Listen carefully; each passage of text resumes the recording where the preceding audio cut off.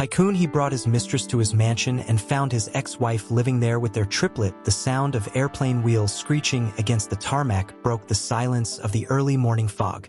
Seoul was barely waking up, but for Hae-jun, this wasn't a return. It was a takeover. He stepped out of the private jet, his coat flapping in the breeze, his jaw set in stone. The man who once left everything behind, his home, his marriage, his country, had returned richer, colder, and hungrier than ever. His eyes, sharp and unreadable, scanned the horizon as if he already saw the future rising before him. Behind him, Soo-jin followed, tall, stunning, her heels clicking against the ground with calculated grace. Her hand slipped into his arm, and she smiled like a woman who believed she had already won. "This is your empire now?" she whispered, resting her head on his shoulder. "No," he corrected, his voice like glass and steel. "It always was." A black luxury car waited for them, the driver bowing as they entered. The mansion was their destination, a sprawling estate in the countryside, untouched for years, cloaked in mist and memory. Hae-jun had bought it when he was still married to Ji-won. He hadn't stepped foot there since the divorce. Now he was back, not to remember, to reclaim. Inside the car, Soo-jin scrolled through her phone. "I found an interior designer. She'll gut the whole place. I want something modern, chic, no trace of the past." Hae-jun said nothing. His eyes remained fixed on the road, but inside his chest, something throbbed. Not pain exactly. Something quieter, like the echo of a door that had never fully closed. The gates of the mansion creaked open. The car slowed as they approached. Ivy had grown over the stone walls, and wildflowers burst through the cracks in the pavement. For a place left untouched, it looked strangely lived in. They stepped out, and Soo-jin wrinkled her nose. "Ugh, it smells like old wood and dust. How long has this place been closed?" But Hae-jun had stopped walking. There was a light in one of the windows. "I told the agency not to open it until I arrived," he said, frowning. Suddenly, the front door opened, and there she was, Ji-won, barefoot, in a faded apron, her hair loosely tied back. She blinked, stunned, holding a plate with crumbs from a freshly baked cake. Her lips parted, but no sound came out. The plate trembled in her hands. Hae-jun took a step forward, as if seeing a ghost. He didn't breathe. "Ji-won?" The name escaped his lips before he could stop it. She didn't move. Soo-jin tilted her head, annoyed. "Who is this?" Ji-won slowly placed the plate on the small table by the door. Her hands were trembling, but she forced her voice to stay calm. "You weren't supposed to be here until next week." "You? What are you doing here?" Hae-jun asked, his voice hardening. "Who gave you permission to be in this house?" Ji-won held his gaze, but there was a tremble in her eyes. "I never left," she said. "Not really."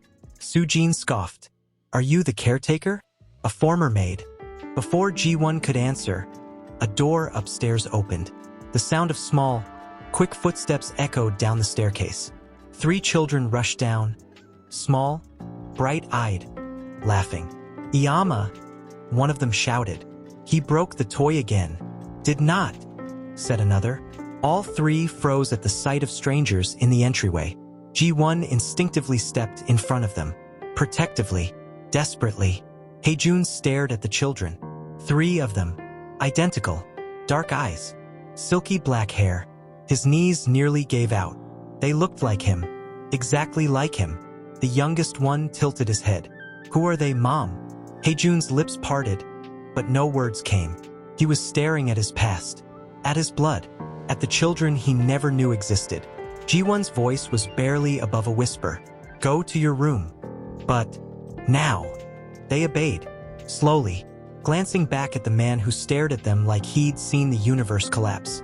When the children disappeared, Hae-jun turned to her, a storm building behind his eyes. "Why didn't you tell me?" Ji-won looked at him for a long time. Her voice didn't shake. "Not anymore. Would you have stayed if I had?" His breath caught. Soo-jin laughed awkwardly, stepping between them. "Okay, this is ridiculous. Are you seriously trying to claim those children are yours? You think he's going to believe that?" She's clearly manipulating. They're mine. Haejun's voice was low, certain, almost broken. I know it. And suddenly, he felt cold. Not from the air, but from the truth. The life he threw away. The woman he abandoned. The children he didn't even know he created. Ji-won didn't argue. She didn't cry. She didn't beg. She just said, "You brought your mistress to my home, and found your sons instead." The silence that followed was heavier than the walls around them. Haejun took one last look at her, then turned on his heel and walked back outside, the wind slapping his face like guilt made real. Soo-jin followed, furious. "You're not actually shaken by this, are you? It's just a trick." She wants money, sympathy. But he wasn't listening. He was staring up at the mansion he once bought for love, now haunted by the life he could have had, by the family he never met. And for the first time in years, he didn't know what to do. There was a time when love didn't feel like a wound. Ji-won remembered it like it was yesterday, though it had already been 6 years since their wedding day. It rained lightly that morning, soft drops tapping on the windows of the old cafe where they had first met. She had been working part-time, wiping tables, balancing trays, trying to earn enough to pay her college tuition. And he had walked in, soaked in rain, wearing a cheap suit and carrying nothing but a bag of folders and a heavy soul. He was nobody then, just a young man with ambition burning in his chest and tiredness in his bones. "Hot Americano, no sugar," he had said, brushing his wet hair from his forehead. She had smiled without thinking. "Rough day." He looked up, and for the first time in days, he smiled back. That was where it began. Before he became the Tycoon, before money and pressure and pride, he was just Haejun. Quiet, determined, and hungry for more. They dated in secret for months. He'd show up late at night with ramen and instant coffee.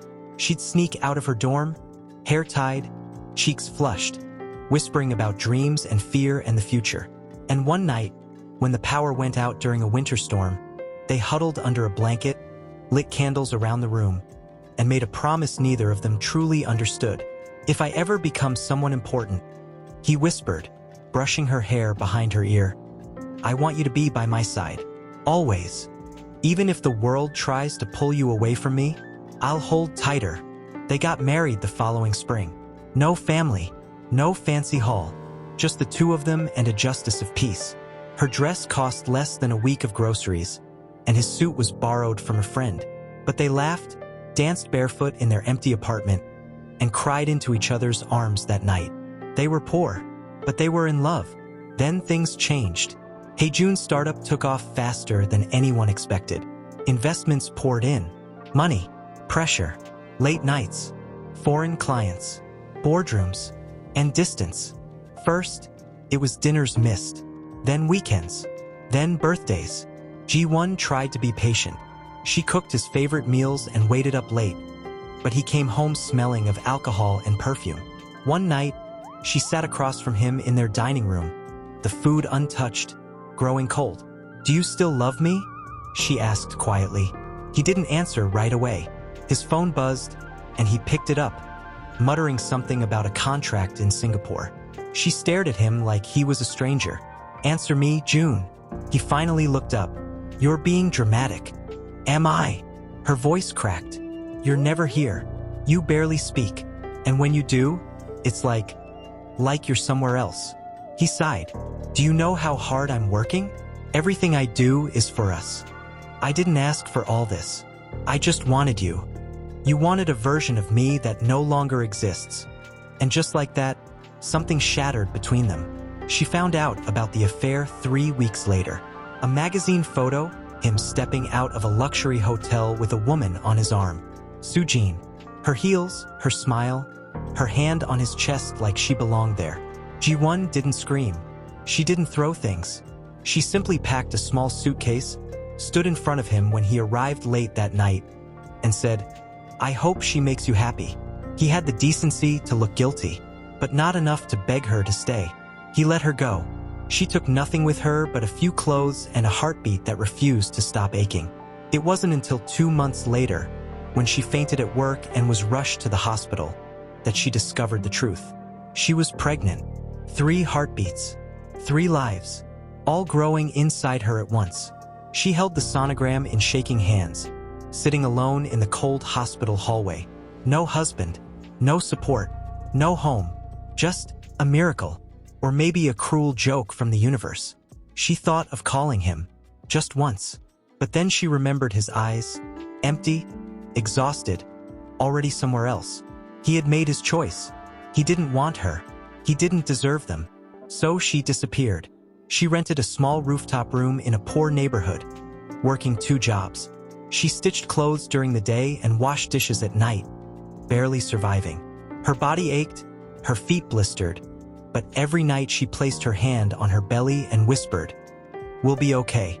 I'll protect you, no matter what." The night the triplets were born, she was alone, screaming through labor, biting down on cloth, with only a nurse who barely spoke to her. But when she heard the cries, one after the other, 3 voices rising into the sterile air, she sobbed with a joy she never thought possible. She named them Minjun, Haun, and Jiho. Her world, her reason to keep breathing. They grew up knowing hunger, but not hate. They didn't have fancy toys, but they had bedtime stories and lullabies and their mother's endless arms. Ji-won never told them about their father. Not because she hated him. She had tried, truly tried, to forget, but because she feared the pain it might bring. She told them they were born from love, a love that lived in the past, and gave her 3 perfect gifts to carry into the future. Years passed, and when her aunt died, leaving behind the old family mansion, once promised to her in a forgotten clause of a dusty will, Ji-won moved in quietly, hoping to start fresh, not as a woman abandoned, but as a mother reclaiming her dignity. She planted flowers, repaired broken furniture, baked bread, and for the first time in years, she let herself breathe again, until the door opened, until the past returned, dressed in luxury. Her chest still ached from the moment she'd seen Hae-jun standing there. His face, sharp, older, but still achingly familiar, haunted her. The same eyes that once looked at her like she was everything, now filled with something else. Disbelief, anger, maybe guilt. She wasn't sure. And Soo-jin, Ji-won closed her eyes. The same woman she had seen smiling in that tabloid years ago, now in her home, walking across her floors, touching the walls that echoed with the laughter of her children. The air in the house felt different, tighter, like the past had returned not just to haunt, but to demand space. She sank onto the bed, burying her face in her hands, not allowing herself to cry. Not now, not in front of them, but just down the hallway. The silence was anything but peaceful. Hae-jun hadn't left. He stood in the guest room, staring out at the garden beyond the window, unable to process what had just unfolded hours earlier. The air smelled faintly of cinnamon and something warm, a smell he couldn't place. At first, until he realized it reminded him of her baking, of home, of the life he threw away. He tried to tell himself it didn't matter, that she had made her choice to leave, that she had no right to keep this from him. But then he remembered the children's faces. Minjun, the oldest, the quietest, had tilted his head in the exact same way he did when confused. Haun's smile, it was Ji-won's, and the youngest, Jiho, had looked at him with such fire, such boldness, that it had taken his breath away. They were his, all of them, his children, and he had never held them, never rocked them to sleep, never kissed their scraped knees or watched them take their first steps. A lifetime lost. The door creaked softly behind him. Soo-jin stepped inside, arms crossed, her eyes already burning with accusation. "Well, that was awkward," she muttered, leaning against the doorframe. He didn't turn around. She waited, and when he still didn't speak, her voice rose, bitter and sharp. "You're seriously not considering staying here, are you?" His shoulders tensed. "This is my house." Her laugh was humorless. "Don't act like this is about real estate." When he said nothing, she stepped closer, circling him. "Look, I get it. You're shocked. You feel guilty. But she played you, June. She had years to tell you and she didn't. Think about it. You're a billionaire. She kept those kids hidden for a reason." He finally turned, his expression unreadable. She didn't want anything from me. How do you know? Because if she did, he said slowly, she would have already taken it. There was something dangerous in his voice, something Sujin hadn't heard in a long time. She backed off slightly. So, what now? You're going to pretend like the last 6 years didn't happen? Just waltz back into her life and play happy family? I don't know, he whispered. I just know I can't walk away again. She stared at him, mouth slightly open, and for a moment, something cracked in her. A look of desperation beneath the layers of pride. You love her. He didn't answer, and that silence told her everything. In the hallway, Ji-won was placing a damp cloth on Ji-ho's forehead. He had woken from a bad dream, sweaty and scared. Mama, he whispered, clutching her arm. Who was that man? Her throat tightened. No one, baby. Just someone from a long time ago. He looked like me. Her fingers froze. Ji-ho's small hand reached up and touched her cheek. Are you sad? Ji-won couldn't lie to him. Not now. I don't know what I am. He nodded, as if he understood something far older than his years, and nestled into her. She held him long after he had fallen asleep again, the weight of his body grounding her to a world she couldn't control. The next morning arrived with heavy silence. Ji-won descended the stairs and found him already in the kitchen. Hae-jun stood by the island, a cup of untouched coffee in his hand, staring at the floor. He looked like he hadn't slept either. She didn't greet him, didn't ask him to leave. She simply walked past him and opened the cabinet to grab a bowl. You didn't tell me, he said quietly. No, why? Her back remained to him as she poured cereal into 3 small bowls. Because you made it clear I didn't belong in your world anymore. I had a right to know. And I had a right not to beg for love. His breath caught in his throat. The sound of footsteps upstairs made her move faster. She didn't want the kids walking into this. But before she could leave, he stepped in front of her. I want to know them. She looked up, and for the first time, her voice trembled. You don't get to choose now, Hae-jun. You made your choice a long time ago. I carried 3 children alone. I worked nights. I was hungry. I was terrified. And I still smiled for them. He swallowed hard. I'm not asking for your forgiveness, but I need to make this right. You can't. There was a long silence. I have memories too, he said suddenly, voice low. Of you. Of us. Do you think I stopped caring? I don't know what you felt, she replied, her voice cracking. But you stopped showing it. And that's what matters. Before he could answer, small footsteps came running in. Min-jun stopped short when he saw his mother, and the man from the night before. His eyes narrowed. Is he staying here? Ji-won bent down. No, he was just leaving. But Hae-jun knelt in front of him, searching his son's face. What's your name? He asked softly. Min-jun frowned. Mom says we don't talk to strangers. And he took his siblings' bowls and walked out with a silent strength that pierced straight through Hae-jun's chest. Ji-won didn't look at him again. Don't confuse guilt with love. Hae-jun, she whispered. They're not the same. He watched her walk away, and the echo of her footsteps felt like the sound of time slipping through his fingers. The children stayed close to her. Min-jun watched her more than usual, as if trying to read her thoughts. Ha-eun kept asking if the fancy lady was going to take their house, and Ji-ho refused to nap, curling into her lap like a child afraid the world might break while he slept. She hadn't answered any of their questions. How could she? How could she explain to 3 children who only knew love and warmth that the man standing in their kitchen that morning was the same man who once walked out on their mother with silence in his footsteps? Outside, the sky darkened early. A storm was building, clouds heavy and low. Thunder murmured in the distance, echoing like something deep inside her chest. And just as she lit the hallway lamp near the front door, there came a knock. She froze. The children looked up from the table. No one ever knocked on their door. No one ever came. She hesitated, then opened it. Hae-jun stood there, soaked from the rain that had just begun to fall.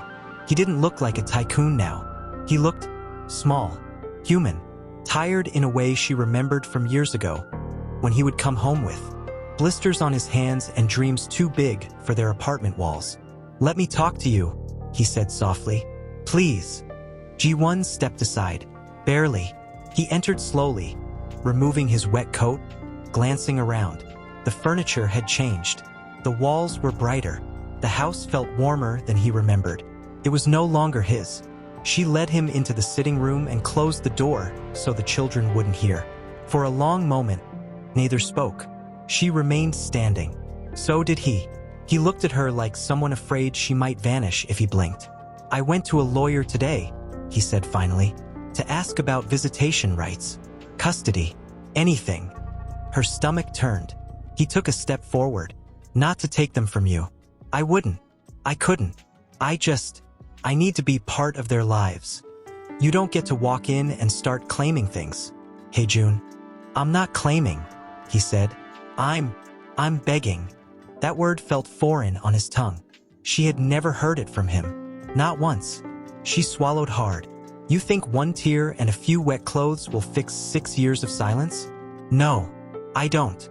He stepped closer, eyes pleading. "But I can't stand outside anymore. I can't pretend they don't exist. That you don't exist. Not after seeing them. Not after seeing you." Her voice dropped, trembling. "Why did you let me go?" His face contorted, like something cracked open in his chest. "I was stupid," he whispered.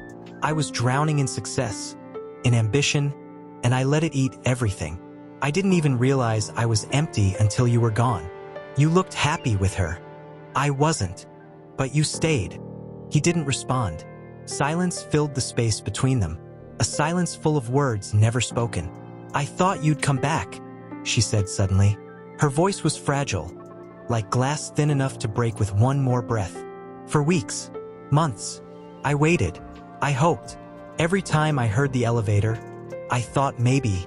She stopped. Her eyes burned. "And then I stopped hoping." He closed the distance between them, slowly. "I thought you hated me," he confessed. "I thought you left because you didn't want me anymore." "Why would you think that?" "Because I couldn't imagine anyone still loving the man I'd become." Her lips trembled. "You're right," she said. "I didn't love that man." He flinched. "But I never stopped loving the one you used to be." Her hands clenched at her sides. "You left me when I needed you most, June. I was scared. I was alone. I carried 3 children while the man I loved smiled in photographs with someone else. Do you know what that does to a person?" Tears filled her eyes. "I would sit up at night, rubbing my stomach, and whisper promises I didn't believe. I told them their father was brave, that he was just far away, that he would come back, until I stopped believing it myself." She looked at him, eyes full of fire and sorrow. "You left us. Not just me. Us." He broke. There was no grand apology, no rehearsed speech. Just a man, broken and remorseful, standing in front of the woman he once promised forever to, realizing too late what forever actually meant. "I want to fix this," he said, voice raw. "Even if you never forgive me. Even if I have to earn it every single day." A pause. "I want to meet them. Not as a stranger. Not as a ghost. As their father." She looked away. Outside, the rain thickened, streaking the windows like tears the sky couldn't hold back. When she spoke, her voice was barely a whisper. "You can stay. In the guest room. For 1 week." His breath caught. 1 week, she repeated. "You eat with them. Talk with them. And if I see even a flicker of pain in their eyes because of you, you leave. No questions. No games. You disappear." He nodded slowly. "Okay." She looked at him, jaw tight. "And not a word about who you really are. Not until I say so." "I promise." Her eyes softened, barely. "Then start by washing your hands. Dinner's almost ready." And just like that, she walked out of the room. He stood there, motionless. Then slowly, for the first time in years, he removed his expensive watch, rolled up his sleeves, and followed her, as if he were stepping back into a world he thought he'd lost forever. But this time, he wasn't walking ahead. Ji-won served the rice and soup without looking at him. The children sat in their usual places, glancing back and forth between their mother and the man now sitting at the opposite end of the table. No one spoke at first. The clinking of spoons and the soft rustle of napkins were the only sounds that filled the room. Minjun kept his eyes narrowed, watching every move the stranger made. Ji-ho poked at his food, clearly restless. Only Ha-eun, ever the peacemaker, finally broke the silence. "So, do you have a name?" Hae-jun looked up slowly, startled by her soft voice. "Yes," he said gently. "It's June." She tilted her head. "That's our mom's nickname for Minjun." Coincidence? Minjun let out a short breath through his nose. "Sounds fake." "Minjun," Ji-won warned quietly. "I'm just saying." "It's okay," Hae-jun said quickly, managing a small smile. "I'd be suspicious too." "You look like us?" Ji-ho blurted out suddenly, staring at him with wide, challenging eyes. "Like, a lot." Ji-won froze mid-bite. Hae-jun's heart nearly stopped. He looked at the boy, his son, and saw himself staring back. Same fire, same boldness, the kind that once got him into trouble. The kind Ji-won used to scold and kiss in the same breath. "I get that a lot," he replied, carefully neutral. Ji-ho narrowed his eyes. "Are you sure you're not, like, our uncle or something?" Ha-eun giggled. "Maybe he's a spy." Hae-jun smiled faintly. "Not a spy, and I'm definitely not your uncle." "Then what are you?" Minjun asked sharply. "Minjun," Ji-won repeated, firmer this time. But she didn't look at June. Hae-jun paused, then glanced at Ji-won. She met his gaze for a moment, subtle and full of unspoken warning. "I'm just someone who knew your mom a long time ago," he finished. "Oh," Ha-eun said, her voice soft with wonder. "Were you friends?" Ji-won stood abruptly. "More rice? Anyone?" But it was too late. The children had already sensed it, that strange electricity in the room, the heaviness in their mother's eyes, the way this man looked at her like he was remembering something sacred. "Can you tell us a story?" Ji-ho asked suddenly. "Mom tells the same 3 every night." Ji-won raised an eyebrow. "Excuse me." "It's true," Ha-eun whispered through a giggle. "Always the fox and the moon one." "I like that one," Minjun muttered. "It's boring now," Ji-ho insisted, then turned to Hae-jun. "Do you know any?" June blinked, caught off guard. "A story?" Ji-won crossed her arms. "They should be getting ready for bed. Please." Ha-eun clasped her hands together, the very picture of sweetness. Minjun shrugged. "Let him try." Ji-won didn't respond, and that silence was permission. So later that night, the 4 of them sat on the living room rug, wrapped in a nest of pillows and blankets while Ji-won stood in the kitchen pretending to clean but listening to every word. "There was once a boy," Hae-jun began softly, his voice slow, uncertain, but steady, "who lived by the sea. Every day, he would stand on the shore and watch the boats sail away. He dreamed of going far, far away, of building something big, something no one had ever seen before." The children leaned in, their eyes wide. One day, he got his wish. He boarded a ship, traveled to cities full of light. He built towers that touched the clouds. But, Ha-eun asked quietly, "Was he happy?" Hae-jun paused, his eyes distant. "At first, yes. But the higher he climbed, the more the wind blew. And soon, he realized he couldn't hear the sea anymore. He forgot the sound of the waves, and the face of the girl who once stood beside him on the shore. The room fell still. What did he do?" Minjun asked, his voice low. He tried to go back, but he was afraid she wouldn't be waiting, that the shore was empty now. Ji-ho frowned. "Did he go anyway?"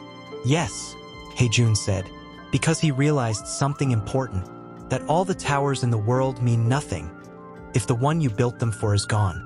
For a moment, no one breathed, even Ji-won. Then Ji-ho broke the silence. "That was kind of sad." Ha-eun tilted her head. "But sweet, too." "Did the boy find the girl again?" Minjun asked. Hae-jun looked across the room. His eyes met Ji-won's. "I don't know yet," he said quietly. "Maybe she's still deciding." Ji-won looked away. The children yawned. Bedtime crept over them like mist. As she tucked them in, one by one, they each had something to say. Ha-eun whispered, "I like him." Ji-ho asked, "Can he stay for one more story tomorrow?" And Min-jun, the oldest, the most guarded, said nothing. But when Ji-won kissed his forehead, she felt him hold her hand just a second longer than usual. Later that night, she walked past the guest room door, intending to return to her own space. But she stopped. The door was slightly ajar. Hae-jun sat on the edge of the bed, staring at the photo in his hands. A framed picture of the kids when they were toddlers, their cheeks still round, eyes too big for their tiny faces. He ran his fingers along the glass. She should have kept walking, but she didn't. "You told them our story," she said quietly. He didn't flinch. "I couldn't tell them the truth." She leaned against the frame. "Maybe they're not ready, but one day, they'll want answers." "I know." He looked up at her. "I meant every word, Ji-won." Her heart squeezed. "You used to be a dreamer," she whispered. "Now all I see is a man haunted by what he lost.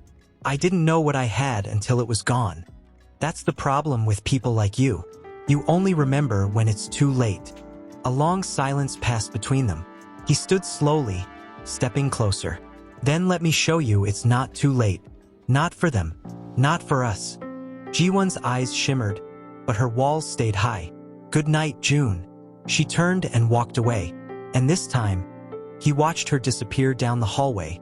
Ji-won stood in the kitchen, pouring tea into her cup, but her hands trembled.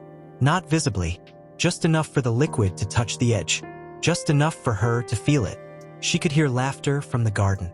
The children were outside, again, with him. It had only been 2 days since she let him stay. 2 days since the stranger who once called her everything re-entered their lives like a shadow crawling back in with the morning light. And already, they were laughing. She hated that it made her chest ache. She stepped onto the back porch quietly, leaning against the wooden frame as the soft wind carried bits of their conversation through the air. Min-jun stood with arms crossed, skeptical as ever, watching Hae-jun awkwardly hold a soccer ball like he wasn't sure if it was a bomb or a blessing. "Have you ever even played before?" the boy asked, clearly unimpressed. "Once or twice. I was more of a books and computers type." Ji-ho snorted. "Knew it. You're hopeless." "I'm not hopeless. I'm just out of practice. Bet you can't score past me?" Ji-ho teased, racing toward the makeshift goal of stacked stones. "Oh, now it's on." Ha-eun clapped from the side, her eyes bright. "Go, mister. Go." He kicked, missed by a meter. Laughter exploded across the garden, raw and full. Even Min-jun let out a reluctant chuckle. Ji-won closed her eyes. That sound didn't belong to her anymore. It wasn't hers to protect or create. It was happening in front of her, around her, with or without her permission. And it scared her, because it meant the children were already beginning to trust him. And maybe need him. She turned around quietly, re-entering the house before anyone saw her. Later that day, Min-jun wandered into the study. He didn't say much, just sat at the corner of the room while Hae-jun organized old books on the shelf. Books he didn't even remember owning. Ji-won must have kept them. The boy finally spoke. "Why did you leave her?" The question hit like a brick through glass. Hae-jun froze. Min-jun continued. "You knew her, right? You said you did." He turned to face the boy. "Yes, I did. So, I was young," he said, carefully, "and selfish." Min-jun stared. "That's not a real answer." "No," he admitted softly. "It's not." He walked over, kneeling beside the boy. His voice dropped into something real, something broken. "She loved me, and I took that for granted. I thought chasing dreams meant leaving behind what made me whole." Min-jun's brow furrowed. "Did you love her back?" "I did. More than anything." "Then why did you hurt her?" Hae-jun couldn't speak. "I saw her cry once," Min-jun said, his voice suddenly too quiet. "I was 5. I asked her what was wrong. She said she missed the sea, but we'd never been to the sea. I think she meant you." The room felt like it tilted. "She still has that look sometimes," the boy added. "Like she's underwater. Like she can't breathe." "I'm sorry," Hae-jun whispered. "For all of it." Min-jun nodded once. Not in forgiveness. Just in understanding. She deserves better. I know. Do you think you could ever be that? I want to try. The boy stared at him for a long time, and then got up and left without another word. That evening, the wind picked up. A storm rolled in fast, loud thunder cracking across the sky, lightning streaking like silver veins through the dark. The power flickered once, then went out. The children huddled near Ji-won in the living room, wrapped in blankets. Ji-ho whispered, "Is it gonna be scary?" "No," she said, smoothing his hair. "We're together. It'll pass." But just then, a loud clap of thunder shook the windows. The lights stayed off. "Flashlights," she muttered, getting up to search through drawers. In the hallway, she nearly collided with Hae-jun. "I was just looking for candles," she said curtly, brushing past him. But the drawer jammed. She yanked. Nothing. Tried again. Still stuck. "Here," he said, gently moving beside her. "Let me." His hand brushed against hers. She pulled away. He opened the drawer easily, found 2 candles, held them out. Their eyes met in the flickering lightning. "You're good with them," she said quietly. "So are you. It's not the same. You're new. You're exciting. You don't have to discipline or sacrifice or hold them through fevers. I want to." She looked at him. "I've never seen them laugh the way they did today." He swallowed. "They're amazing." "They are," she whispered, "because I made sure they wouldn't grow up with your absence carved into them." He closed his eyes. "I'm trying, Ji-won." "I know." They stood in silence as the storm howled beyond the walls. The candlelight flickered between them, soft and golden. For a moment, it felt like time folded in on itself, like they were back in that tiny apartment years ago, during another blackout, sitting beside each other, sharing heat and hope. But this wasn't then. This was after. She stepped back. "Take the candles. I'll stay with them tonight." He nodded, but his hand lingered on hers for a moment longer than it should have. She didn't pull away this time, and that terrified her more than the storm outside. Down the hall, she could hear soft footsteps. One of the children must have gone to the kitchen. Probably Haun, always the first to wake. She stood, slowly, stretching the stiffness from her legs, and walked barefoot into the hallway. But it wasn't Haun. It was Min-jun. He stood there, in the kitchen, helping Hae-jun pour cereal into 3 chipped bowls. Their heads bent close in quiet conversation, their movements careful, like neither of them wanted to ruin the fragile balance that had begun to grow between them. They didn't notice her, and she couldn't bring herself to interrupt. She turned around, and almost screamed. Soo-jin stood in the doorway, dry, perfect, her heels silent on the polished floor, her hair falling like silk down her back, not a trace of the storm on her skin. "How long were you going to hide this?" she said, her voice low, sharp. Ji-won blinked. Her heart dropped like a stone. "What are you doing here?" "I came to take him home." "You're not welcome here." Soo-jin stepped forward. "This is his house. You may have squatted long enough to fool him with your sad eyes and tragic backstory. But this," she gestured around her, "this isn't your world." Ji-won didn't flinch. "He told me I could stay." Soo-jin's lip curled. "He says a lot of things when he's drowning in guilt. But I know him better than you think. You're not the only one who's ever seen him cry." Ji-won stepped closer now, her voice cold, controlled. "You've seen the man who ran from himself. I knew the one who still believed in love." Soo-jin laughed, bitter and sudden. "Love? You think that's what this is? Please. He's playing house because he feels bad, because those kids look like him." Ji-won's voice broke only slightly. "They are his children." "I know." Silence. Ji-won's breath caught. "You knew." Soo-jin smiled, sweet and venomous. "I had a DNA test done the moment I saw their faces. You think I'd let something like that go unconfirmed?" Ji-won staggered back, stunned. "I've kept it quiet for now," Soo-jin added. "But you and I both know he's impulsive. He's chasing ghosts. And you let him believe this is some fairy tale where he gets to be the hero again." She stepped even closer, lowering her voice like a blade pressed to the skin. "But he always returns to me." Ji-won looked her straight in the eye. "Not this time." Sujin's eyes flickered. You're that sure? No. Ji-won admitted. I'm not. But I know one thing. He's not the same man who left me. And you're still the same woman who took what wasn't hers. They stared at each other, unmoving. Then small feet padded into the hall. Ji-ho. His hair was messy, eyes still swollen from sleep. He rubbed his eyes with a fist and blinked up at them. Who are you? He asked Sujin, his voice small. Before Ji-won could speak, Sujin crouched down, her voice sticky sweet. I'm a friend of your daddy's. Ji-ho frowned. I don't have a dad. Ji-won's heart cracked cleanly in two. Sujin glanced up at her, a slow, cruel smirk spreading across her face. That's what you told them? Ji-won's voice turned sharp. Get out. But it was too late. Hae-jun was standing at the end of the hallway now, Min-jun beside him, frozen. He'd heard everything. Ji-won turned to face him, eyes wide.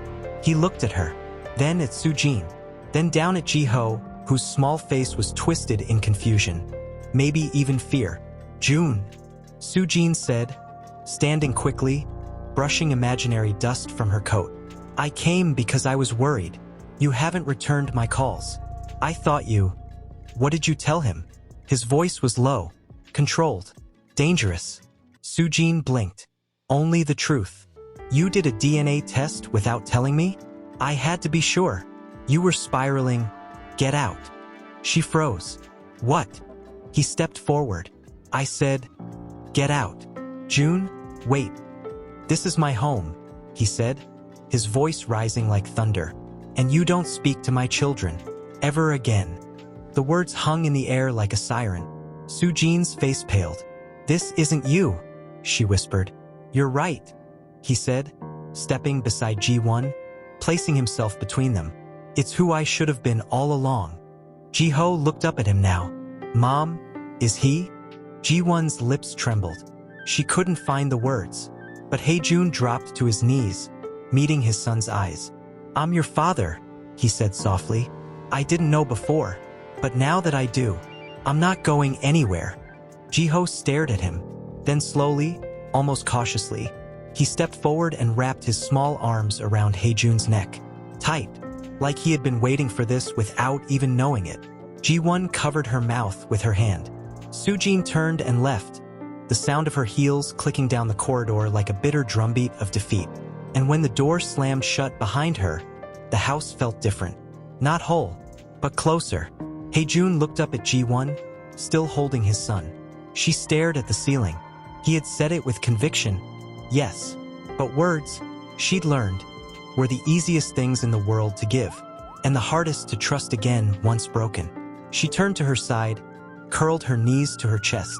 A quiet knock on her bedroom door broke the stillness. Her body went tense. She didn't move at first. The knock came again, this time softer. She opened the door just enough to see him standing there, barefoot, holding something in his hands. It wasn't until he stepped into the faint hallway light that she realized. It was a book, one of the storybooks she used to read to the children when they were younger. It had been mended with tape so many times the spine looked like a wound. I couldn't sleep, he said, his voice barely audible. I wanted to ask if I could read to them. Ji-won looked at the clock behind her. It's past midnight, she whispered. I know, but Ji-ho said he wanted a story. He couldn't fall asleep. She paused, looked past him toward the dimly lit corridor, then finally nodded. She followed him to the children's bedroom. Ji-ho sat up as soon as they walked in, his eyes still heavy with sleep, but a smile already blooming. You came. I said I would. Hae-jun replied, sitting gently at the edge of the bed. I found this. Your mom used to read it to me too. You mean us? Ji-ho corrected. There was no malice, just innocence, and a child's understanding of possession. Ji-won stood silently by the doorway, arms crossed, watching as he flipped open the first page and began to read. His voice was lower than hers, slower, a little clumsy, but the children listened with wide eyes, like every word carried magic. Even Min-jun, who pretended to sleep with his back turned, had stilled completely.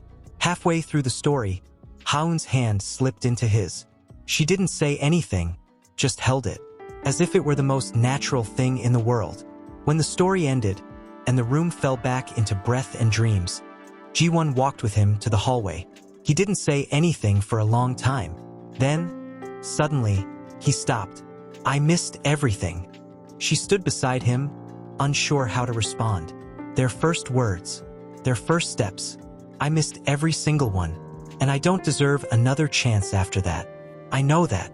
He turned to her, and the rawness in his face made her breath catch. "But I want one." She shook her head. "It's not that simple, June. I know. You can't just step back in and rewrite everything. There are gaps in their hearts where you should have been, and they've learned to live without you." His shoulders slumped. "I can feel that. Every second I'm near them, I feel it." "Then why stay?" "Because I want to be the man who makes up for it, even if it takes years." Her eyes shone, not with tears, but with the weight of everything she'd carried alone. "Do you have any idea what I went through?" He nodded. "No, but I want to." She laughed once, bitter and hollow. "You want to? I want to hear it all, even the ugly parts, especially the ugly parts." "Why?" she asked, her voice trembling. "So you can feel better about yourself?" "No," he said softly. "So I never forget what it cost you, what it cost them." The silence between them grew thick again, but this time it was different. Not a wall, a door, still closed, but no longer locked. She whispered, "I used to sleep on the floor so the kids could take the bed." His eyes went wide. "I worked at a bakery during the day and cleaned offices at night. I had no help, no friends. I stopped answering calls because I was too tired to talk. I'd carry all 3 of them up 6 flights of stairs after daycare because the elevator was always broken." His hands slowly curled into fists. "I sold my wedding ring to pay for Haun's medication. She was sick for weeks. Fever. I didn't have the money for a hospital." A tear escaped her eye, but she didn't wipe it. "I used to scream into a pillow while they slept because I didn't want them to hear how much it hurt. I wanted them to believe they were wanted, that they were born from love, not abandonment." He covered his mouth, trying to hold it together, but the guilt was suffocating. "I'm sorry," he whispered. "I'm so sorry, Ji-won." She looked at him, for the first time, really looked, and saw not the man who left her, but the man who finally understood what he'd destroyed. She said nothing else that night, just turned away and walked to her room, but she didn't close the door. Ji-won sat on the edge of the couch, folding clean laundry with methodical precision. Socks, shirts, tiny sweaters, everything in its place. She folded as if the rhythm could quiet her mind, but it didn't. The living room was quiet except for the faint hum of the rain. The children were in their rooms, pretending to nap. Hae-jun was in the garden shed, or that's what he'd said. But when she looked out the window, she didn't see him. Something unsettled twisted in her chest. She stood, walked toward the kitchen, then hesitated. Her phone buzzed on the counter. A message. Unknown number. "You think he changed?" "He hasn't. I can prove it." She stared at the screen. A second message arrived immediately after. Photo attached. Her fingers trembled as she opened it. There, in a grainy but unmistakable image, was Soo-jin, standing outside a cafe in the city, leaning in close to Hae-jun, her hand on his arm, his face turned to hers, unreadable. Time seemed to slow. A tight knot twisted in her chest. She couldn't breathe. The door creaked. She turned. He stood there, soaked from the rain, holding a bag of groceries and a small bouquet of daisies, bent from the wind but still fresh. "I thought I'd make dinner tonight," he said, smiling gently. She didn't answer. He looked down at the bouquet. "These were your favorite, right?" She held up the phone without a word. His smile vanished. The air between them collapsed into something heavy, tense. He stepped forward slowly. "Ji-won, you were with her?" Her voice was quiet, steady, but her eyes burned.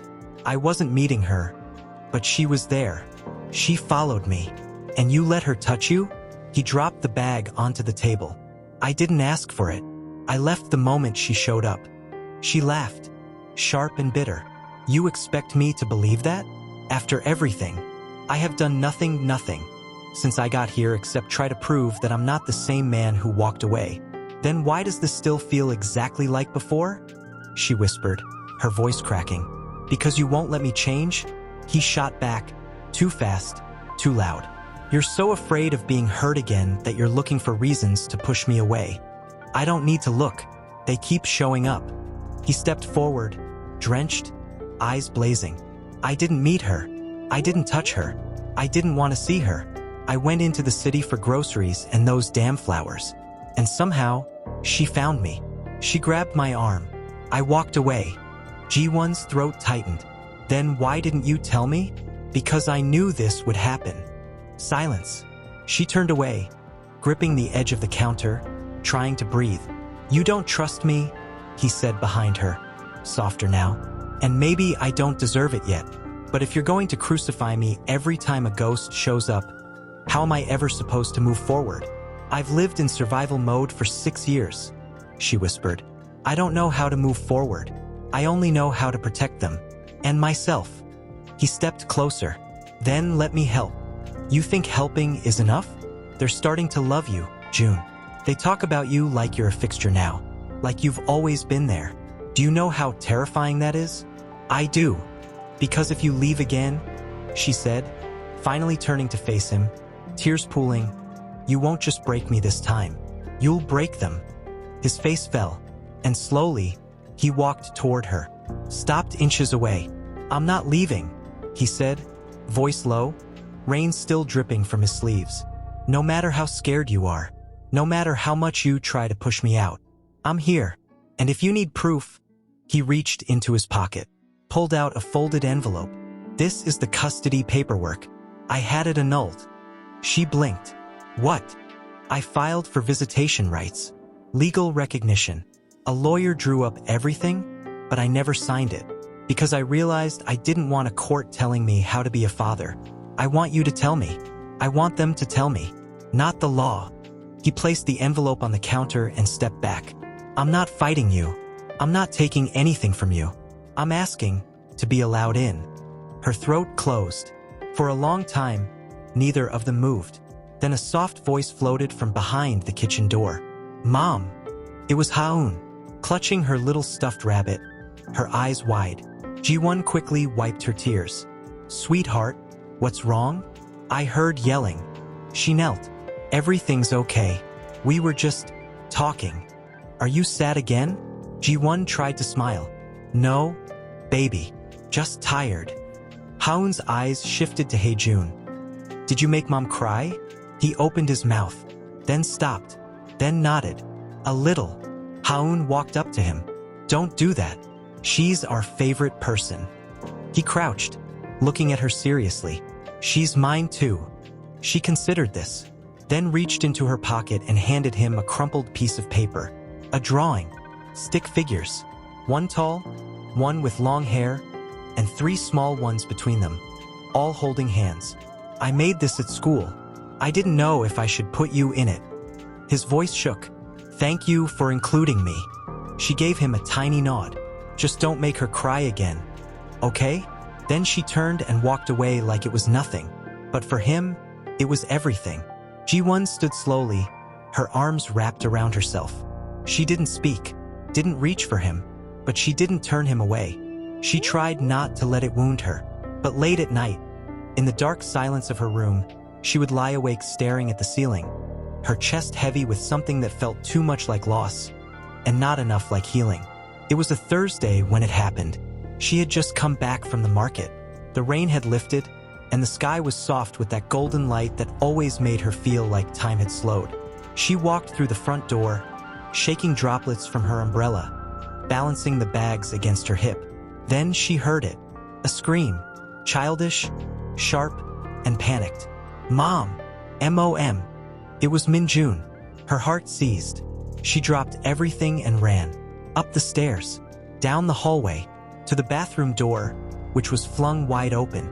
There, crouched on the floor, was Haun, crying, her small hands trembling as she pointed at the bathtub, where Ji-ho sat pale and shivering, water sloshed everywhere, his lips slightly blue. What happened? Ji-won cried, rushing forward. He slipped. He hit his head. He was joking and then he wouldn't wake up. Haun sobbed, her voice strangled. Ji-won scooped Ji-ho into her arms, wrapping him in a towel, checking his pulse, whispering to herself. He stirred, coughed. She exhaled shakily, holding him tighter. Then the front door burst open downstairs. Footsteps. Fast. Heavy. Ji-won. Haejun's voice echoed up the stairs. I heard what's wrong? She couldn't answer. She was too focused on Ji-ho's breathing. He appeared in the doorway moments later, panting, eyes wide with panic. What happened? Slipped, she managed, rocking Ji-ho. He hit his head. I'll call the doctor, he said instantly, pulling out his phone. No, Ji-won snapped. Don't make it worse. He's awake now. He's breathing. But her voice shook. She was trying to stay calm, but she was unraveling. Fast. Haejun stepped forward. Give him to me. I've got him. Ji-won, you're shaking. I said I've got him. But her arms betrayed her. They trembled so hard she nearly dropped the towel. Her knees buckled. He caught them both just in time. Let me, he whispered, lifting Ji-ho gently into his chest, cradling the boy like something sacred.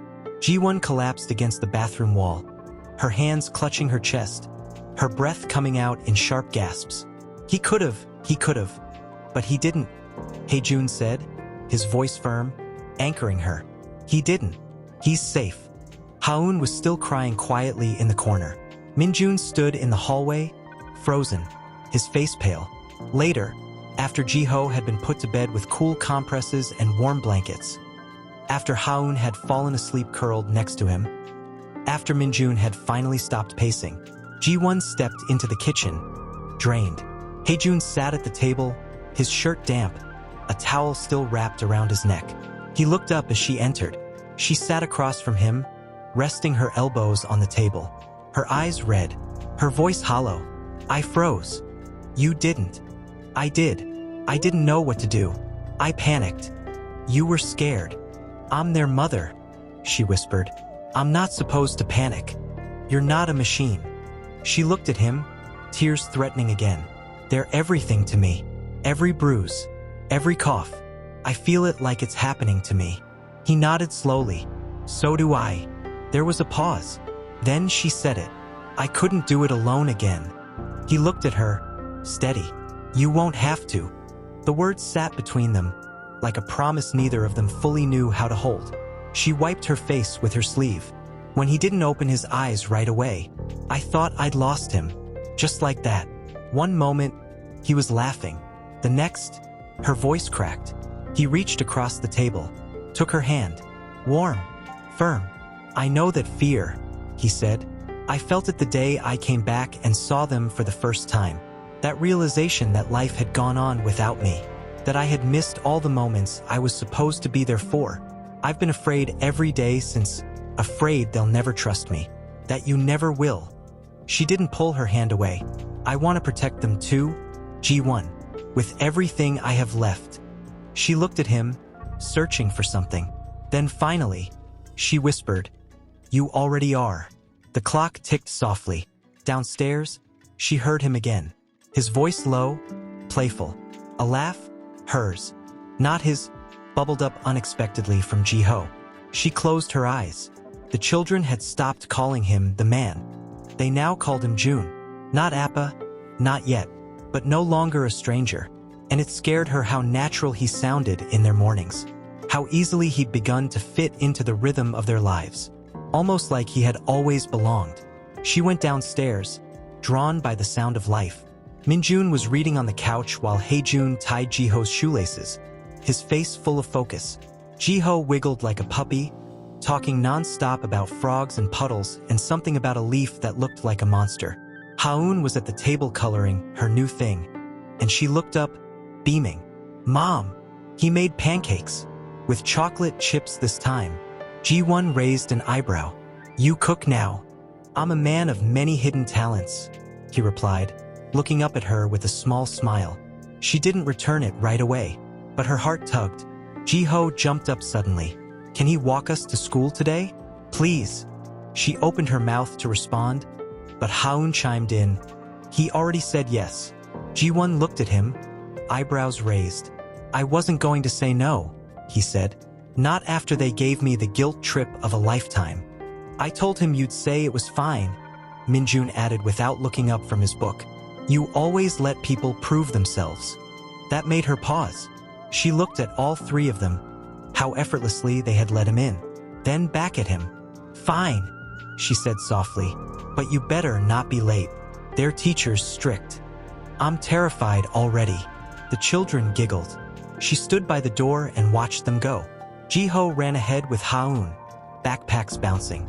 Minjun walked beside Hae-jun, speaking low, serious, the way he did when something mattered.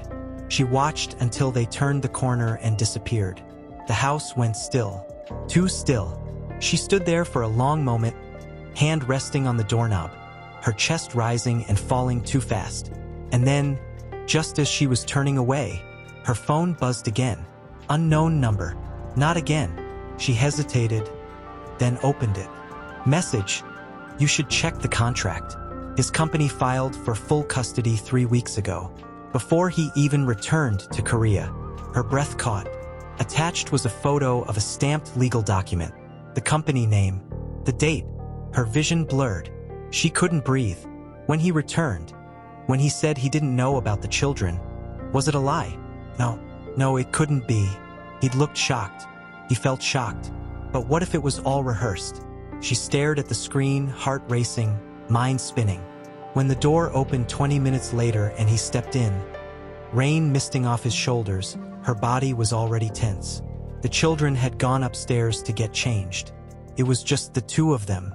He noticed the look on her face immediately. Ji-won. She held up the phone, her hand trembling. Explain this. His smile faded. He walked closer, looked at the screen, and something in his expression cracked. I didn't file that, he said. That wasn't me. Don't lie to me. I'm not lying. I didn't know. You expect me to believe that? After everything. Her voice was rising now, shaking. You came back. You said you didn't know. But this proves otherwise. Ji-won, look at me. No, her voice broke. I let you into this house, into their lives. I watched them fall in love with you, and I let it happen. And now I'm the fool again. You're not a fool. She turned away, hands clenched. I don't know who to believe anymore. He stepped forward, gently, not touching, but close enough to lower his voice. Please, listen to me. That's real, but I didn't authorize it. My legal team works on automatic filings. It's standard. They had my old permissions from years ago. I didn't know they had acted on it. She looked at him, eyes red. You had lawyers drawing up custody documents while I was feeding your children with borrowed rice. His jaw clenched. I swear to you, the moment I knew, the moment I saw them in that doorway, I didn't care about the company, the contracts, none of it. All I've wanted since that day is to be here, with them, with you. I want to believe you, she whispered. Then believe what you've seen. Not a piece of paper. Not an anonymous message. Look at how they laugh with me. Look at how Haun draws 5 people in every picture now instead of 4. Look at Ji-ho calling me Appa when he's half asleep. Her breath hitched. I'll shut the company down if I have to, he said. I'll sign away everything. Just don't shut me out. Silence. Then, footsteps. Haun appeared at the top of the stairs. Mom? Why are you crying? Ji-won turned away, wiped her cheeks fast. Just tired, sweetheart. Haun looked at her, then at him, then patted down the steps slowly and stood between them. She took Ji-won's hand, then Hae-jun's, and slowly, carefully placed their hands together. Can we just be happy now? No one moved. Her small voice filled the space like prayer. I don't like it when you're both sad. Ji-won's heart broke open. Not in anger, but in surrender. Because maybe, just maybe, it was time to stop punishing the past and start choosing the present.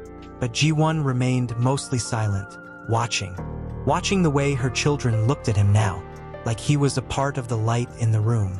Not the cause of it, not yet, but no longer an outsider.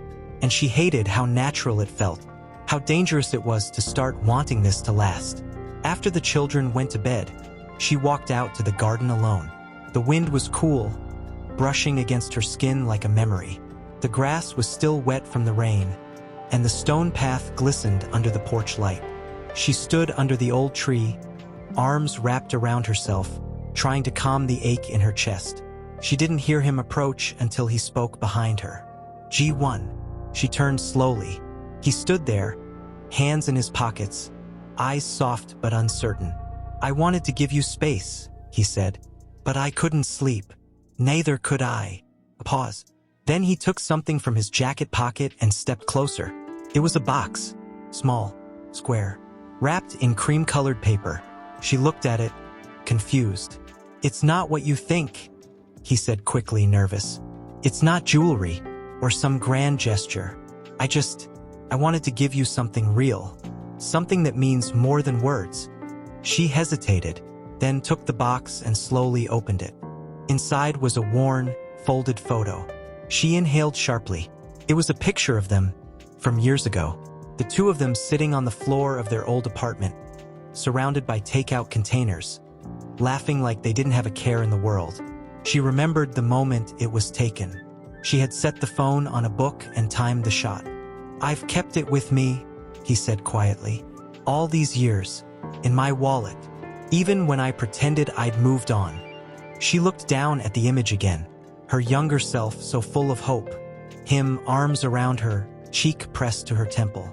I wanted to forget you, he whispered, but I couldn't. You were everywhere, every empty hotel room, every business dinner, every quiet drive back from the airport. She closed the box slowly, her hands trembling. I don't know what to do with all of this, she said, voice breaking. I'm angry, I'm tired, but I'm also terrified. Of what? Of forgiving you, she confessed. Because if I do, and you leave again, I won't survive it. He stepped closer, his voice low and sure. Then I'll stay. You don't get to promise things anymore. I'm not making promises, he said. I'm proving them. She looked up at him, eyes full of pain and something else, something fragile. I want to believe you. Then believe me. Tomorrow, he said, and the next day, and the one after that. Don't believe me forever. Just believe me now. Tears spilled down her cheeks before she could stop them. He reached out, slowly, giving her time to pull away. She didn't. His hand brushed her face, his thumb catching a tear. They stood like that in the garden, the past wrapped around them like fog, heavy but finally lifting. And then, from the upstairs window, a small voice called down, "Are you guys kissing or what?" It was Ji-ho. Both of them froze. Ji-won burst out laughing, the kind that hurt and healed at the same time. Hae-jun laughed too, shaking his head, looking up at the window. Go to sleep, Ji-won shouted, wiping her eyes. But you were definitely about to kiss. Ji-ho. The window slammed shut. They stood there, breathless from laughter. I guess that's our cue, she murmured. Guess so. But she didn't walk away, and he didn't either. And for once, the silence between them didn't feel like something broken. Ji-won moved through the morning as if wrapped in quiet gratitude. There was no grand announcement, no dramatic decision.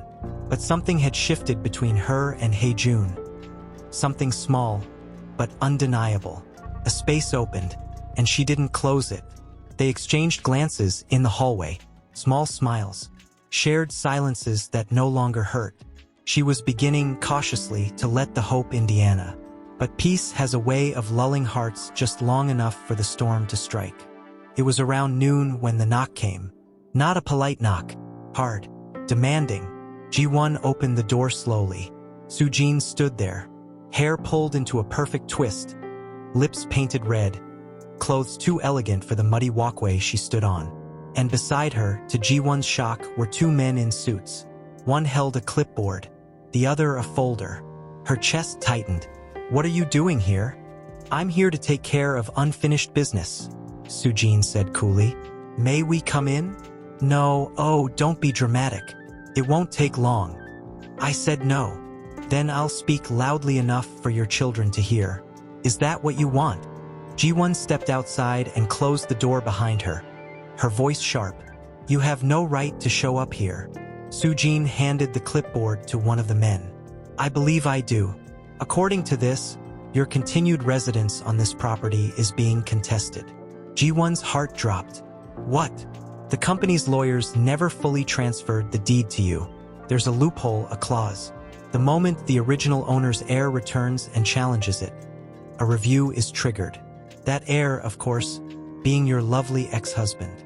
Ji-won stared at her, blood draining from her face. He would never. He didn't, Soo-jin interrupted smoothly.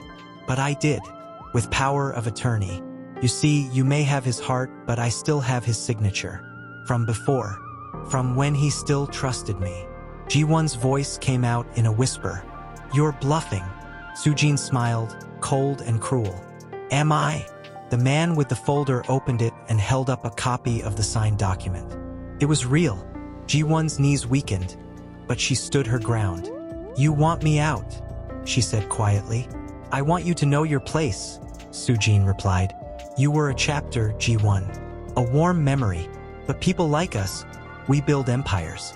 We don't live in crumbling houses with fairy tale fantasies. This, whatever you think this is, it's temporary. The door behind them creaked open. Hae-jun stood there, silent, until he saw the folder, and then his face turned to stone. Soo-jin, he said slowly, stepping outside. What did you do? She turned, caught off guard for the first time. I handled what you were too sentimental to do. He yanked the folder from the man's hand, flipping through the pages. And there it was, his signature.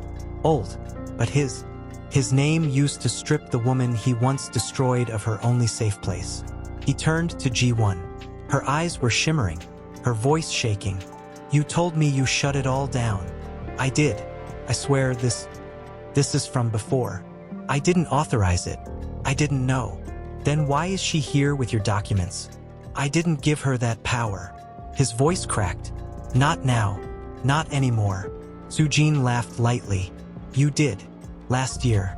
You signed a dozen things without reading them. I told you what to trust. He turned to her, fury rising. You forged my consent.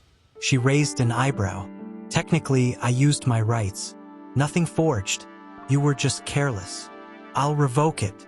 All of it. You can't stop the review now. It's already in motion. This house will be frozen within the week.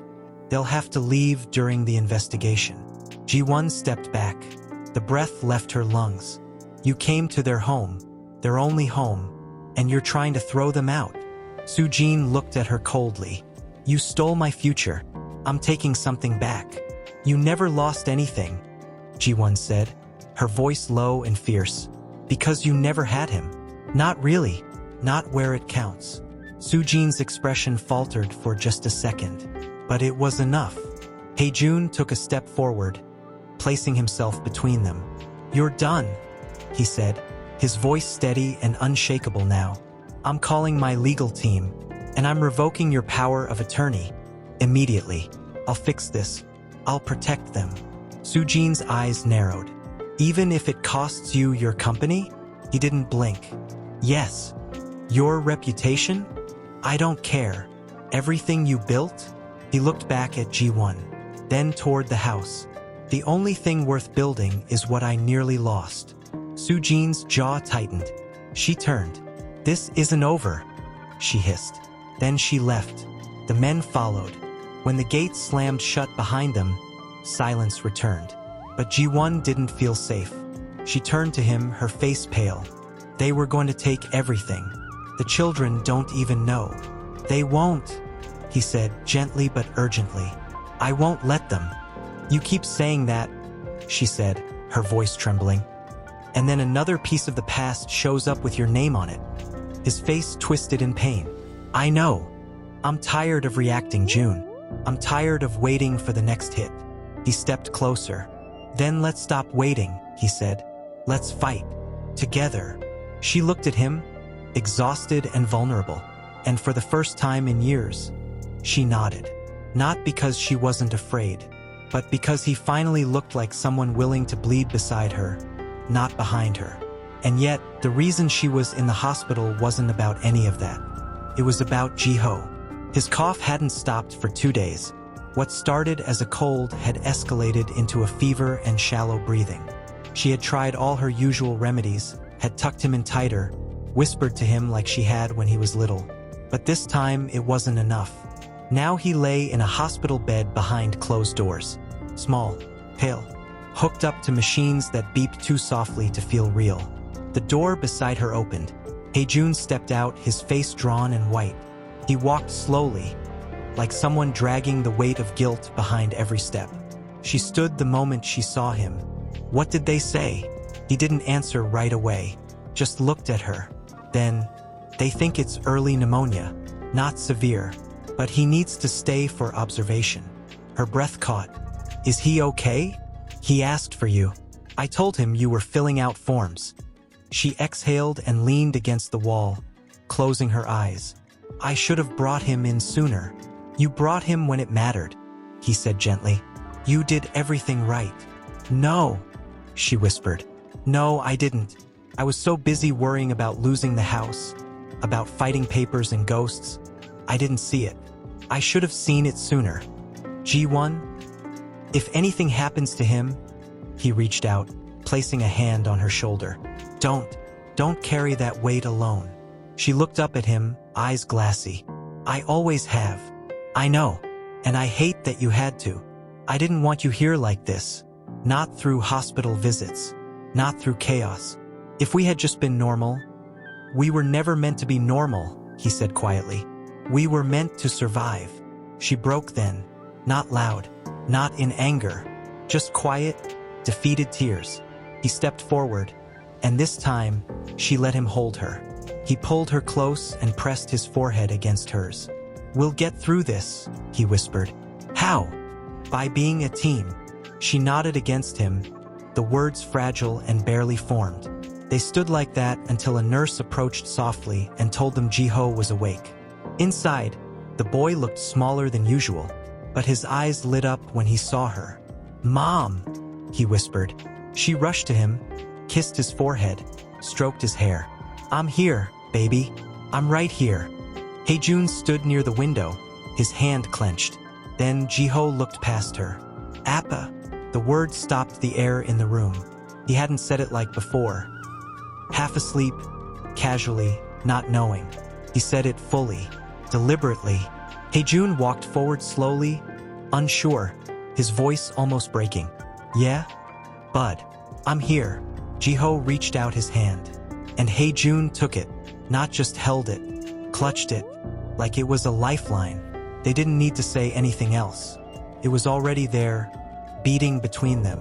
Later, when Ji-ho had fallen asleep again, Hae-jun stepped out into the hallway to take a call from his lawyer.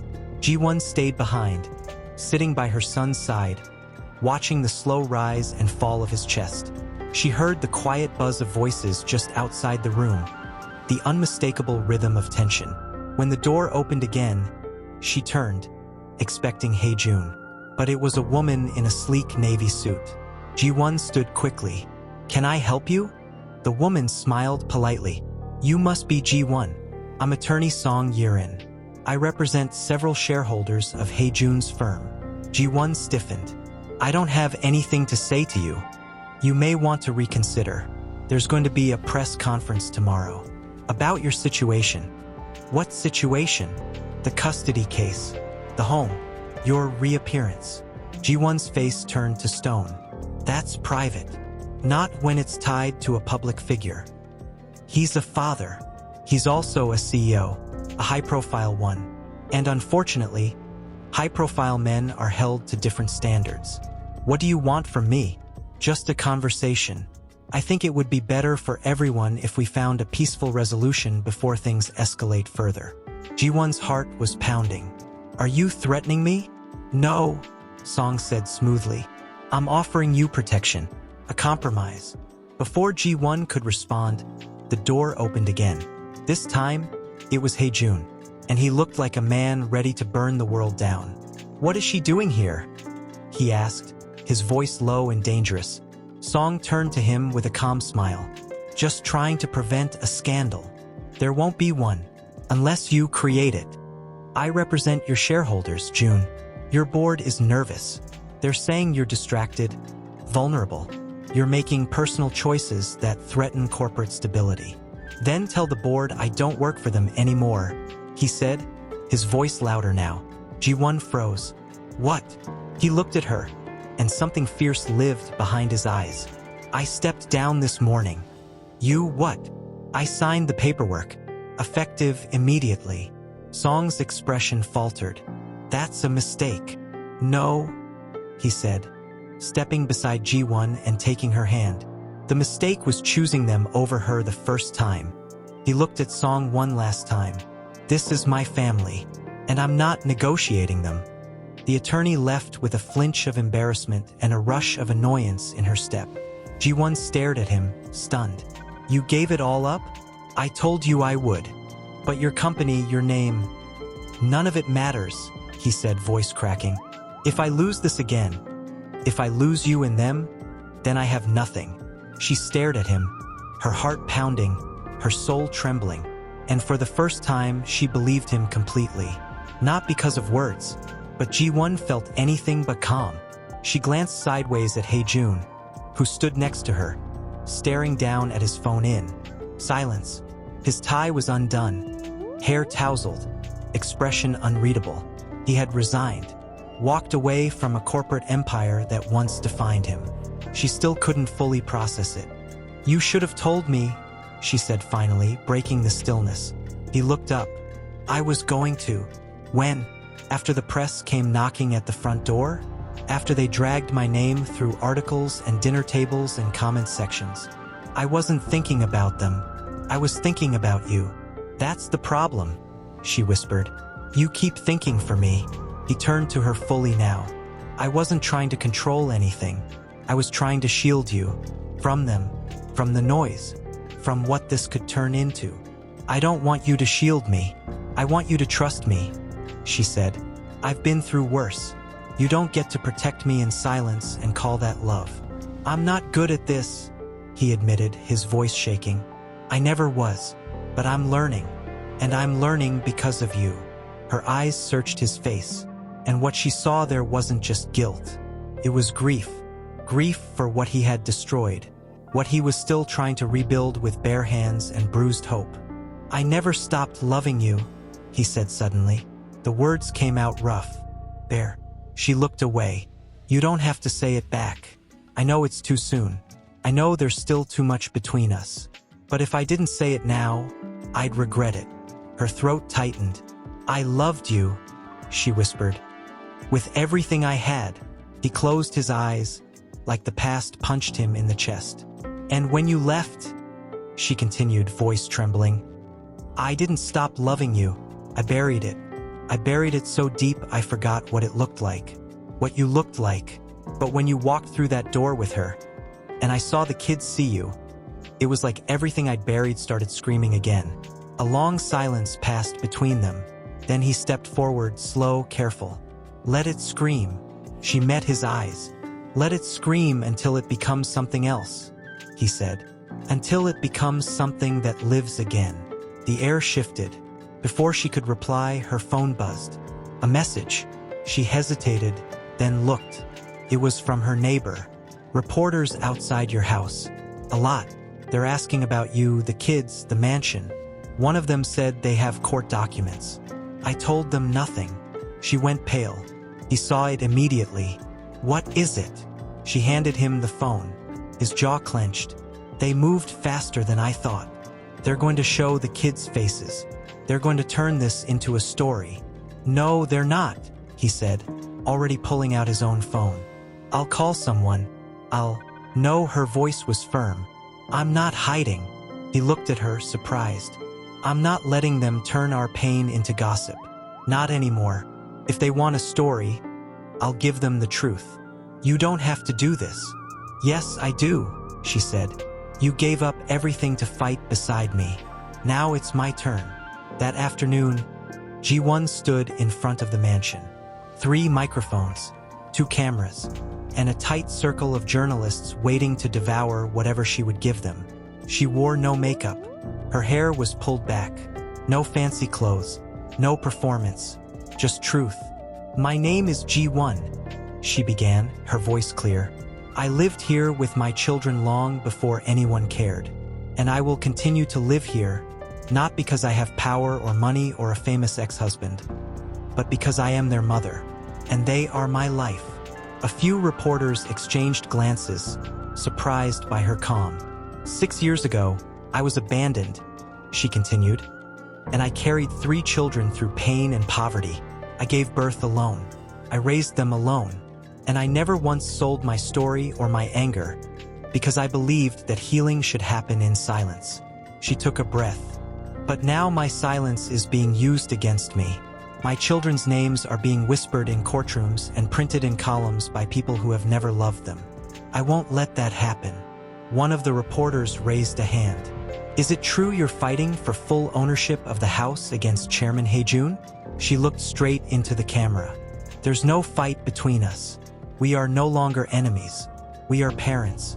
We are partners. And we are both standing here today, side by side, to protect our children from everything we weren't strong enough to protect them from before." And then she felt it. A hand, his hand, slipping into hers. She turned. He stood beside her now, facing the cameras too. His voice was calm, steady. "I gave up my company because it never loved me back. She did. They do. And that's what I'm building now. A life with them. No press release, no scandal. No boardroom can rewrite what's happening here. This is real." The cameras clicked. The reporters started shouting more questions. But G1 had said what needed to be said. They walked back inside together, hands still linked. When the door shut behind them, it was quiet again. But this time, it wasn't fear filling the silence. It was something braver, something closer to peace. Downstairs, the dishes were done. The lights dimmed. She stood by the living room window, arms folded, watching the moon rise over the garden. The aftertaste of her speech to the press lingered on her tongue. Bitter, brave, strange. She didn't regret it, but she hadn't expected how much it would leave her feeling exposed. Behind her, the floor creaked gently. She didn't turn. "I keep replaying it in my head," she said quietly. Hae-jun stepped beside her, his hands tucked into his pockets. "What part?" "All of it. The cameras, the microphones, the silence between each question. My own voice. You were perfect." "No," she said. "I was terrified." He glanced at her, his tone gentle. "You didn't look it. That's the part that scares me the most," she whispered. "I've gotten too good at hiding it." He looked out the window too. For a long time they just stood there, side by side, but each locked inside their own thoughts. Then, without warning, she asked, "What happens next?" He turned to her. "What do you mean?" "With us?" she said, finally facing him. "With the kids. With this life we're rebuilding." He didn't answer right away. Instead, he walked toward the bookshelf in the corner, pulled out a small black folder, and handed it to her. She opened it slowly. Inside were legal documents, clean, clear, and already signed by him. It was a deed to the house, in her name, entirely. Her heart stopped. "You gave it to me?" she asked, voice cracking. "All of it. I don't want there to be a world where you ever feel afraid of losing home again," he said. "Not because of me, not because of lawyers, not because of anything." Her hands trembled. "You did this without telling me? I wanted to finish something before I asked for something more." She looked up, eyes brimming. "What more?" He reached into his coat pocket and pulled out a small, worn envelope. The edges were torn, faded. Her handwriting on the front, barely visible. Her chest tightened. "You found this?" It was tucked inside the back of one of the books from our old apartment. I must have carried it during the move and never noticed. I didn't even know it was there. He held it out to her, but she didn't take it. "Read it," she said softly. His fingers shook as he unfolded the paper. He began to read aloud, slowly. "If you ever come back, And I hope someday you do. Please know I never stopped waiting. Not for the version of you that left, but for the one I knew was still buried under all that pride. I hope you're brave enough to find him again. And if you do, if you find him, tell him he still has a home here. Not the house. Me. The words caught in his throat. His voice broke. She stepped closer now, tears running down her cheeks freely. I never sent it, she said. I wrote it the night I left. I couldn't bear the thought of you reading it and not answering. So I hid it. You were right, he whispered. He was buried. But I found him again. He looked up. And now I want to ask, if there's still space in that home. A long, broken silence passed between them. Then finally she nodded. Not with drama, not with flair, just a simple, trembling nod. And in that moment, they were no longer two broken people trying to rebuild what had shattered. They were whole. He stepped forward and wrapped his arms around her. She sank into him, breathing him in like she had forgotten how. He whispered into her hair, I love you. She closed her eyes and whispered back, I never stopped. The night held them like a promise. And this time, no storm came to tear it away. Minjun sat stiffly at the table, arms crossed, staring down at the untouched bowl in front of him.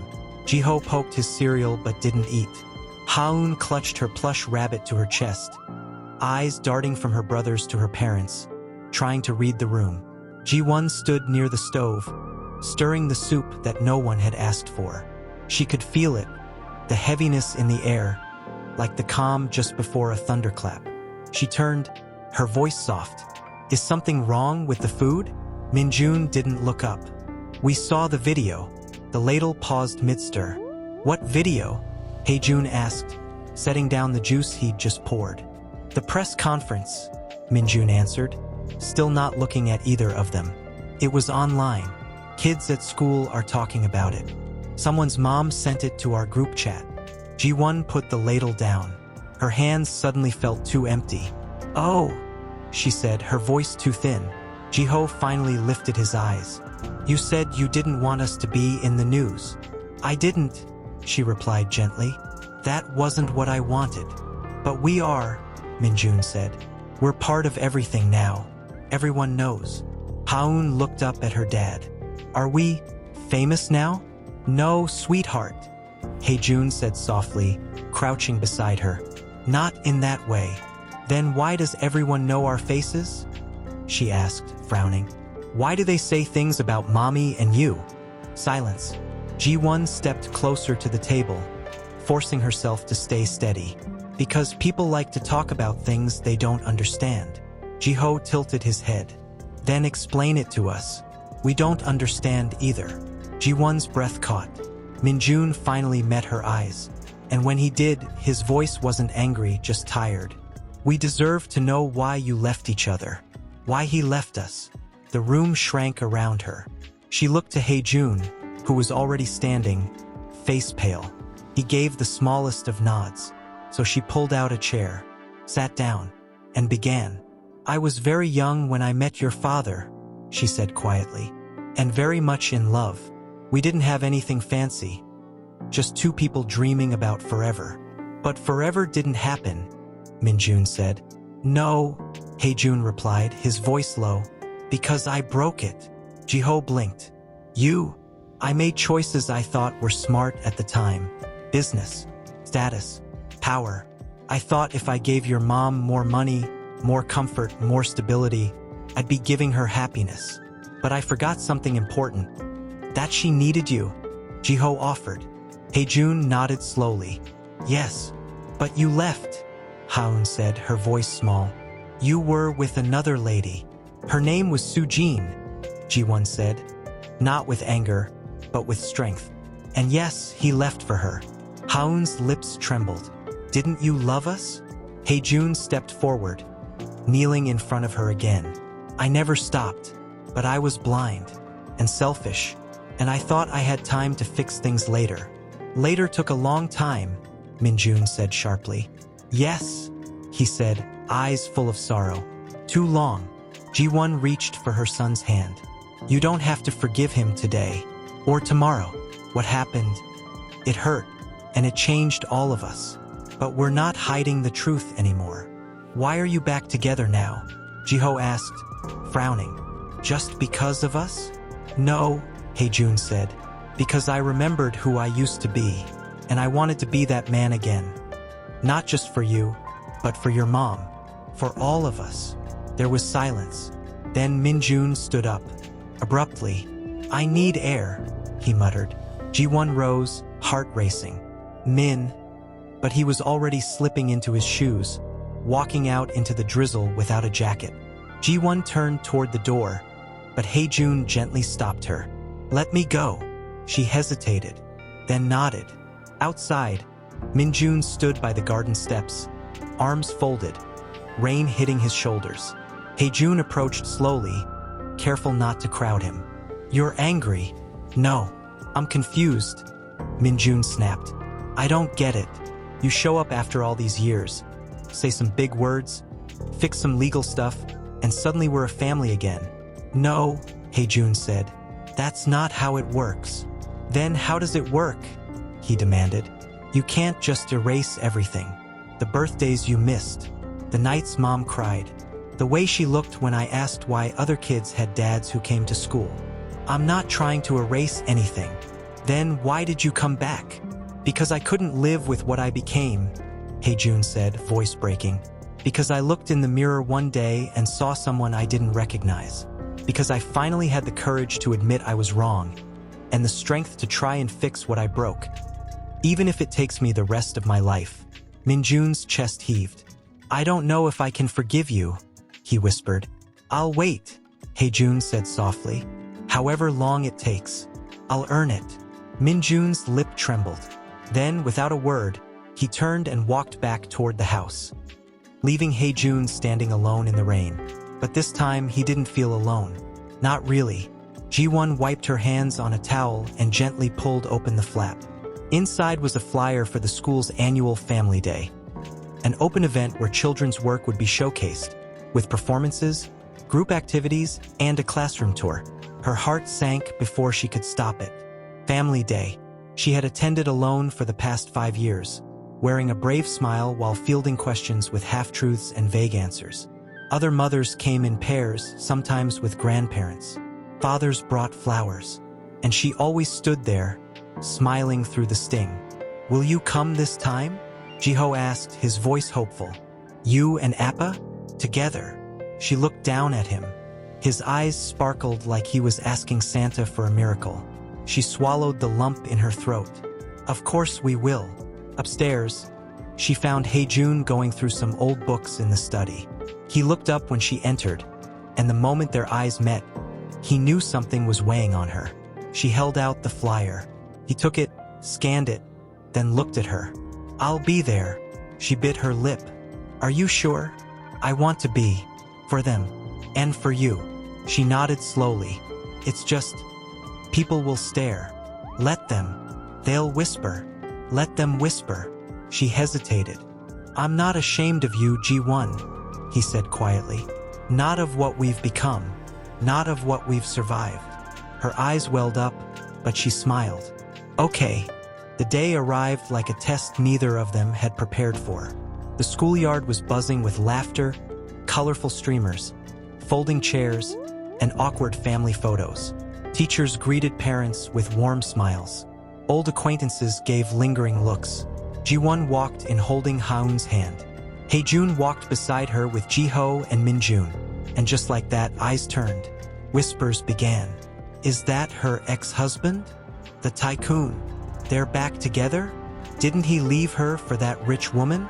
Ji-won felt the stares like needles under her skin. But she kept walking. One step, then another. Her heart thundered in her chest. Then, unexpectedly, she heard it. Clapping. She turned, startled. Jiho's teacher stood at the classroom entrance, smiling widely, hands in motion. The triplets are here. Everyone, our little stars. The children ran forward, beaming. Haeun clutched her father's hand. Come on, Appa. You have to see my painting. Inside the classroom, the walls were covered with colorful drawings. In the center was a collage labeled My Family. One section had Jiho's careful handwriting. My family is brave. My mommy is the strongest woman in the world. My appa came back, and now we eat pancakes together. I love when we're all home. I hope it lasts forever. Ji-won blinked rapidly. Hae-jun stood frozen. Min-jun stood beside him, arms crossed, but his jaw clenched like he was holding back too much emotion to speak. Another paper caught her eye. Ha-eun had drawn 5 stick figures, 2 taller, 3 smaller. They were all holding hands, surrounded by stars. This is my family. We are new again. A teacher leaned toward Ji-won and whispered, "Your children. They're so expressive. It's clear they feel safe now." Ji-won nodded slowly. Then she felt it again. Those eyes, those whispers. In the corner of the room, a group of mothers had gathered, hushed tones and sideways glances. One of them, Mrs. Park, finally stepped forward. The same woman who once told Ji-won, "Maybe your husband just needed someone more refined." "Ji-won," she said now, clearing her throat. "Can I speak to you for a moment?" Ji-won turned. "Of course." Mrs. Park's gaze flicked toward Hae-jun. "He's really back?" "Yes. And, are you all right with that?" Ji-won smiled softly. "I'm not all right with what happened, but I'm proud of what we're rebuilding." Mrs. Park's voice faltered. "We didn't know the whole story. You didn't ask," Ji-won replied gently. Pause. Then something unexpected. Mrs. Park bowed slightly. "I judged too quickly, and I'm sorry." Ji-won blinked. "Thank you." As Mrs. Park turned away, Ji-won exhaled a breath she didn't realize she'd been holding for years. Across the room, she caught Min-jun watching her. He walked up slowly, hands in his pockets. "You handled that better than I would have." She smiled. "You're still allowed to be mad." "I'm not mad," he said. "Not today." She raised a brow. "Then what are you?" He looked down, scuffed his sneaker, then mumbled, "Maybe a little proud." She felt her chest squeeze. "Thanks, baby." Then she heard,